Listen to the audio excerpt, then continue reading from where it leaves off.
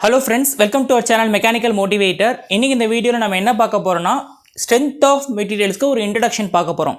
Already ப்ரீவியஸா ஒரு video upload பண்ணிருப்போம். அதுல பேசிக்கா பார்த்திருப்பீங்க. ஆனா இப்போ நம்ம ஒரு சில இம்பார்ட்டன்ட் டாபிக்ஸை டச் பண்ற மாதிரி இருக்கும். இதில் நம்ம என்னென்ன பார்க்க போகிறோன்னா மெட்டீரியல்ஸில் ரெண்டு விதம் பிரிச்சிருக்கேன், பென்சில் அண்ட் ப்ரொப்பலர். அதை பற்றி நான் டீட்டெயில்டாக எக்ஸ்பிளைன் பண்ணுவேன். அதுக்கப்புறம் நம்ம ஸ்ட்ரென்த் ஆஃப் மெட்டீரியல்ஸ் ஏன் படிக்கிறோம், எங்கே அப்ளை பண்ணுறோம், எந்த மெட்டீரியலுக்கு எந்த மாதிரி கான்செப்டை உள்ளே கொண்டு வரோன்றதை நம்ம பார்ப்போம். இந்த சப்ஜெக்ட் நம்ம படிக்கிறதுக்கு ரெஃபரன்ஸ் புக் நிறையா இருக்குது. எந்த ரெஃபரன்ஸ் புக் சூஸ் பண்ணால் நம்ம எக்ஸாமில் மார்க் ஸ்கோர் பண்ணலாம், அதே மாதிரி ஒரு ஆவரேஜான பையனுக்கு எந்த புக்கை படித்தா புரியுன்றதையும் நான் தெளிவாக இதில் சொல்லுவேன். இதை தவிர ஸ்ட்ரெஸ்னா என்ன, ஸ்ட்ரெயின்னா என்ன, ரெசிஸ்டன்ஸ்க்கும் டிஃபார்மேஷனுக்கும் என்ன டிஃப்ரென்ஸ், டிஃபார்மேஷனால் எவ்வளோ ரெசிஸ்டன்ஸ் உருவாகுது, அது எப்படி அந்த பாடியை டிஃபார்ம் ஆக்குதுன்றது இதில் பார்ப்போம். இந்த டிஃபார்மேஷனுக்கு மூல காரணமாக இருக்க கோஹெஷன் ஃபோர்ஸஸ் பற்றி நம்ம டீட்டெயிலாக பார்க்க போகிறோம். ஸோ இதுதான் இந்த வீடியோவில் பார்க்கலாம். வாங்க இந்த வீடியோக்குள்ளே போகலாம்.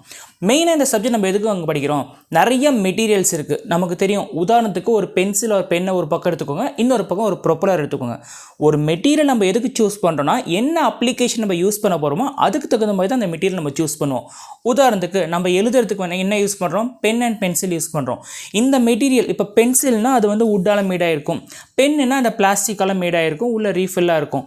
ஸோ பர்டிகுலராக இந்த வுட் ஆர் பிளாஸ்டிக் அந்த அப்ளிகேஷனுக்கு பொறுத்த மாதிரி அதுக்காக நம்ம அந்த மெட்டீரியலை சூஸ் பண்ணுறோம். இதுவே நீங்கள் ப்ரொப்பலர் போனீங்கன்னா நம்ம ஸ்டீலால் மேடான மாதிரி இருக்கும். So depending upon the application we will be choosing the material. ஒரு மெட்டீரியலோட ஸ்ட்ரென்த்தை பொறுத்து தான் அது எந்த அளவுக்கு ஃபெயிலியர் ஆகாமல் வித்ஸ்டாண்ட் பண்ணுறதை நம்ம கண்டுபிடிக்க முடியும். அதுக்கு முக்கியமான பேசிக்கான ஒரு சப்ஜெக்ட் அதுதான் ஸ்ட்ரென்த் ஆஃப் ஏ மெட்டீரியல். ஒரு மெட்டீரியலோட ஸ்ட்ரென்த் எப்படி இருக்குது, அது எந்த அளவுக்கு வித்ஸ்டாண்ட் பண்ணும், அதை நம்ம டீட்டெயில் தான் இந்த சப்ஜெக்டில் பார்ப்போம்.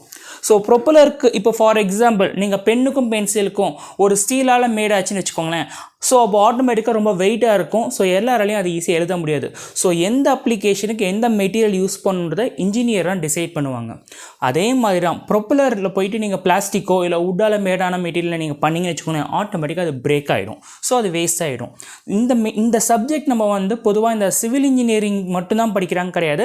Civil engineer as well as mechanical engineer ரெண்டு பேருக்குமே இந்த சப்ஜெக்ட் ரொம்ப ரொம்ப இம்பார்ட்டன்ட். இதுதான் நமக்கு பேசிக்காக இருக்கக்கூடிய ஒரு பேஸ்மெண்ட்டை ஸ்ட்ராங் பண்ணக்கூடிய சப்ஜெக்டாகவும் நம்ம பார்க்குறோம். இப்போது அப்ளிகேஷனுக்கு வருவோம். அப்ளிகேஷன்ஸ்னால் இங்கே ஒரு 3 அப்ளிகேஷன் இருக்குது. இப்போ உதாரணத்துக்கு சிவில் இன்ஜினியர்ஸ்னு வச்சுக்கோங்களேன், இந்த பிரிட்ஜஸ் எடுத்துக்கோங்க. இந்த பிரிட்ஜஸ்னால் ஒரு பாலம். இந்த பாலம் எந்த அளவுக்கு வித்ஸ்டாண்ட் பண்ண முடியும், அதாவது ரெண்டு எண்டை கனெக்ட் பண்ணதுக்கு ஒரு பாலத்தை உருவாக்குறாங்க. அந்த பாலம் கன்ஸ்ட்ரக்ட் பண்ணதுக்கு என்னென்ன ஃபோர்ஸஸ்லாம் அந்த பாலத்தில் ஆக்ட் ஆகுது. ஸோ பிரிட்ஜஸ் நீங்கள் போனாலே நம்ம என்னென்ன இது எடுத்தோம்னா பீம் அதை நம்ம கன்சிடர் பண்ணுவோம். நமக்கு நிறையா பீம் தெரியும், simply supported beam, cantilever beam, fixed beam, over hanging beam, இந்த மாதிரி நிறைய பீம் சொல்லிகிட்டே போகலாம். இந்த பீம்ஸில் ஃபார் எக்ஸாம்பிள் இப்போ பிரிட்ஜஸில் கயிறுலாம் கட்டியிருப்பாங்களே, ஸோ மேலேந்து அந்த பிரிட்ஜை எந்த அளவுக்கு வெயிட் அந்த பிரிட்ஜு தாங்கக்கூடும், அது மட்டும் இல்லாமல் அந்த பிரிட்ஜு மேலே போகக்கூடிய வெஹிக்கிள்ஸோட வெயிட்டையும் கணக்கு பண்ணி தான் அந்த பிரிட்ஜை கன்ஸ்ட்ரக்ட் பண்ணுவாங்க. ஸோ ஆப்போசிட்டில் நம்ம அந்த பிரிட்ஜை வித்ஸ்டாண்ட் பண்ணுறதுக்கு கீழேருந்து நம்ம எந்த அளவுக்கு லோடு கொடுக்கணுன்றதை நம்ம டிசைட் பண்ணுவோம். ஸோ இதெல்லாமே டிசைட் பண்ணுறதுக்கு முக்கியமான ஒரு சப்ஜெக்டாக நம்ம பார்க்குறோன்னா அது ஸ்ட்ரென்த் ஆஃப் மெட்டீரியல்ஸாக இருக்கும். ஸோ சிவில் இன்ஜினியர்ஸை பொறுத்த வரைக்கும் இந்த சப்ஜெக்ட் ரொம்ப ரொம்ப இம்பார்ட்டன்ட். அவங்க கன்ஸ்ட்ரக்ஷன் ஃபீல்டில் ஒரு வீடு கட்டுறதுக்காகட்டும் எல்லா இடத்துலையும் இந்த லோடு அப்ளை ஆகிறப்போ எந்த லோடுக்கு எந்த மெட்டீரியலை சூஸ் பண்ணுன்ற அவங்க ரொம்பவே பார்த்து டிசைட் பண்ணுவாங்க. டெஸ்டிங் மிஷின்ஸ்னு போட்டிருக்கேன். அதாவது இப்போ நம்ம மெட்டீரியலோட ஸ்ட்ரென்த் எப்படி நம்ம டிசைட் பண்ணுவோம். ஃபார் எக்ஸாம்பிள் நிறைய டெஸ்ட் இருக்குது. இந்த Brinell hardness test, Vicker hardness test. So Brinell ஹார்ட்னஸை பார்த்தீங்கன்னா ஒரு மெட்டீரியல் எந்த அளவுக்கு இன்டென்ட் ஆகிருக்கும், ஸோ அந்த ஹார்ட்னஸோட வேல்யூவை பொறுத்து அது என்ன மெட்டீரியல்ன்றது நம்ம கண்டுபிடிப்போம். ஸோ ஒரு மெட்டீரியல் எந்த அளவுக்கு ஹார்ட்னஸ் வேல்யூ இருக்குன்ற பொறுத்து நம்ம அந்த மெட்டீரியலை சூஸ் பண்ணுறதாகட்டும் அண்ட் அப்ளிகேஷன் நம்ம யூஸ் பண்ணுவோம். ஸோ இது எல்லாமே பேசிக்காக நம்ம மெக்கானிக்கில் பார்ப்போம். அடுத்து செயின் ட்ரைவ்ஸ் அண்ட் கியர்ஸ் இருக்குது. ஸோ செயின் ட்ரைவ்ஸ் கூட நீங்கள் பார்த்தீங்கன்னா இப்போ ரெண்டு இது ஒன்றுத்துக்கு ஒன்று கனெக்ட் ஆகிட்டே இருக்கும். ஃபார் எக்ஸாம்பிள் நீங்கள் ரொம்ப லோட் அப்ளை பண்ணுறப்ப என்ன ஆகும்னா ஒரு பர்டிகுலர் பாயிண்டில் அந்த செயின் பிரேக் ஆகும். ஸோ அது பிரேக் ஆகாமல் இருக்கணும்னா அந்த செயின் என்ன மெட்டீரியலில் மேடானா ஓரளவுக்கு அதை வித்ஸ்டாண்ட் பண்ணுறதை நம்ம டிசைட் பண்ணுவோம். கியர்ஸ்லையும் அதே தாங்க, நிறைய எக்கச்சக்கமான கியர்ஸ் இருக்குது. இந்த மெஷாரப்போ கண்டிப்பாக வேரண்டார் ஏற்படும்.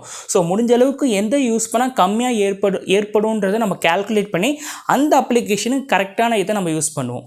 So reference book, coming back to reference book. So reference book நிறைய ரெஃபரன்சஸ் புக் இருக்குது. For example strength of materials for RK Bansal and strength of materials by RS Khurmi, by RK Rajput, இந்த மாதிரி நிறைய ஆத்தர்ஸ் இருக்காங்க. ஸோ நான் எதை ப்ரிஃபர் பண்ணுவேன்னா, நீங்கள் வந்து ஆர்கே பன்சாலோ இல்லை ஆர்எஸ் குர்மியோ எடுத்தால் உங்களுக்கு ஓரளவுக்கு நல்லாவே புரியும். ஒரு ஆவரேஜான ஸ்டூடெண்ட்டுக்கு ரொம்ப எளிமையாகவே இந்த டெக்ஸ்ட் புக்கில் புரிகிற மாதிரி டெரைவேஷன் ஆகட்டும், ஃபார்முலா ப்ராப்ளம் சால்வ் பண்ணதாகட்டும் ரொம்பவே ஈஸியாக இருக்கும். ஸோ பேசிக்காக நீங்கள் லோக்கல் ஆத்தர் புக் போகிறதுக்கு பதிலாக நீங்கள் ஆர்கே பன்சாலோ இல்லை ஆர்எஸ் குர்மியோ இப்படிப்பட்ட புக்குக்கு நீங்கள் போகிறப்போ ஒரு ஸ்டாண்டர்டாக ஒரு கான்செப்டை நீங்கள் அண்டர்ஸ்டாண்ட் பண்ணி ப்ராப்ளமும் நம்ம சால்வ் பண்ண முடியும். நெக்ஸ்ட்டு வந்து நம்ம பேசிக்கான கான்செப்ட் பார்ப்போம். அதாவது இப்படி பாடிஸ்ன்னு எடுத்துக்கிட்டாலே 2 விதமாக பிரிக்கலாம். ஒன்று வந்து டிஃபார்மல் பாடி, இன்னொன்று ரிஜிட் பாடின்னு சொல்லலாம். ஸோ 2 விதமான பாடிஸ் இருக்குது. இப்போ ரிஜிட் பாடினா என்ன தான் நம்ம லோடு கொடுத்தா கூட கண்டிப்பாக அந்த மெட்டீரியல் டிஃபார்மே ஆகாது. ஸோ பேசிக்காக என்னென்னா, ஒரு லோடு அப்ளை பண்ணுறீங்கன்னு வச்சுக்கோங்களேன். ஃபார் எக்ஸாம்பிள் ஒரு எலாஸ்டிக் மெட்டீரியலாக இருக்குது. நீங்கள் elastic material example rubber band எடுத்திங்கன்னா, அந்த ரப்பர் பேண்டை நீங்கள் எக்ஸ்டெண்ட் பண்ணுறப்போ ஆட்டோமேட்டிக்காக என்ன அது லென்த் இன்க்ரீஸ் ஆகும். அதுவே நீங்கள் வந்து ரப்பரை கூட எடுத்துக்கோங்க, ரப்பரை நீங்கள் பிடிச்சி இழுக்கிறீங்க, அப்போ லென்த் இன்க்ரீஸ் ஆகுதா? அதே ரப்பரை நீங்கள் கம்ப்ரஸ் பண்ணுங்கள், அந்த லென்த் டிக்ரீஸ் ஆகும். ஸோ நீங்கள் லோட் கொடுத்துட்டு திருப்பி அதை நீங்கள் ரிலீஸ் பண்ணால் அது வந்து it will be regaining its original shape. When the load is removed from the material, if it regains its original shape, mean it will be coming under elastic material. அதுவே டிஃபார்மே ஆகலை, அதாவது நீங்கள் ஸ்ட்ரெச் பண்ண மாதிரி இருந்தால் அப்போ பெர்மனன்ட் டிஃபார்மேஷன் ஏற்படும். அப்போ வந்து அது பிளாஸ்டிக் டிஃபார்மேஷன் கீழே வரும். ஓகேவா? இதுதான் டிஃபார்மேஷன் அர்த்தம். என்ன பண்ணுறோன்னா, இப்போ ஃபார் எக்ஸாம்பிள் இன்னொரு எக்ஸாம்பிள் கூட நீங்கள் எடுத்துக்கலாம். இப்போ 2 பேர் இருக்கீங்க, நீங்கள் ஒரு பையனை வந்து பிடிச்சி தள்ளுறீங்க. அப்படி தள்ளுறப்ப என்ன ஆகும்னா, அந்த பையனோட பாடியிலேருந்து ஒரு ரெசிஸ்டன்ஸ் உருவாகும் கீழே விழாமல் இருக்கிறதுக்காக. அந்த ரெசிஸ்டன்ஸ் தான் ஸ்ட்ரெஸ். ஸோ உள்ளுக்குள்ளேருந்து அந்த பையன் கீழே விழாமல் இருக்கிறதுக்காக உங்களுக்கு அகெயின்ஸ்டாக ஒரு ஃபோர்ஸ் கொடுப்பான்ல, அது அதிகமாக இருந்தால் அவன் வித்ஸ்டாண்ட் பண்ணுவான். இல்லை நீங்கள் கொடுக்குற ஃபோர்ஸ் அதிகமாகிடுச்சுன்னா கண்டிப்பாக அவன் டிஃபார்ம் ஆகி கீழே விழுந்துருவான். டிஃபார்ம்ல கீழே விழுந்துருவான். So resistance offered by the body against the deformation, so it will be deciding the strength of a material. So டிஃபார்மேஷனுக்கு அகெயின்ஸ்டாக எந்த அளவுக்கு ரெசிஸ்டன்ஸ் கொடுக்குறோமோ அதை நம்ம ஸ்ட்ரெஸ்ஸாகவும் சொல்கிறோம். ஸோ இந்த கான்செப்ட் அந்த ஸ்ட்ரெஸ் ஸ்ட்ரெயினோட கான்செப்ட்லாம் ப்ரீவியஸ் வீடியோஸில் நீங்கள் பார்க்கலாம். ரொம்ப பேசிக்கான கான்செப்டாக தான் இருக்கும். ஸோ கம்மிங் பேக், ஒரு மெட்டீரியல்குள்ளே வந்து ஒரு கொஹிஷன் ஃபோர்ஸஸ், அதாவது அந்த பாண்டிங் இருக்கும்ல, அந்த மெட்டீரியல்குள்ளே இருக்க பாண்டிங் எந்த அளவுக்கு ஸ்ட்ராங்காக இருக்கோ ஸோ ஆட்டோமேட்டிக்காக அது பிரேக் ஆகாது. இதுவே நீங்கள் லோடு கொடுத்துட்டே இருக்கீங்க, ஒரு பர்டிகுலர் எக்ஸ்டென்ட்க்கு அப்புறம் என்ன ஆகும்னா ஆட்டோமேட்டிக்காக அது ஃபெயிலியர் ஆகி டிஃபார்ம் ஆகி இந்த மெட்டீரியல் வந்து பிரேக் ஆகிடும். ஸோ இந்த cohesion forces and bonding plays a major role in a material and deciding its strength. So மெட்டீரியலோட ஸ்ட்ரென்த்தை டிசைட் பண்ணதுக்கு இந்த cohesion forces, இந்த resistance and resistance offered by the body against deformation plays a major key role. So இதெல்லாம் ஒரு சின்ன concepts நீங்கள் வந்து கண்டிப்பாக ஸ்ட்ரென்த் ஆஃப் மெட்டீரியல்ஸ் வந்து க்ராஸ் பண்ணி வர நேரிடும். 2 மார்க்லாம் கண்டிப்பாக அது கேட்பாங்க பேசிக்காக. ஸோ இது ரிலேட்டடாக ப்ராப்ளம்ஸ் கூட உங்களுக்கு relationship between basic stress strain, அதோட ரிலேஷன்ஷிப் யங்ஸ் மாடலஸ், இதை பற்றிலாம் நீங்கள் எக்ஸாமில் ப்ராப்ளம் கேட்கறதுக்கான வாய்ப்பு இருக்கும். So as of now just நம்ம பேசிக் கான்செப்ட் மட்டும் பார்த்தோம்.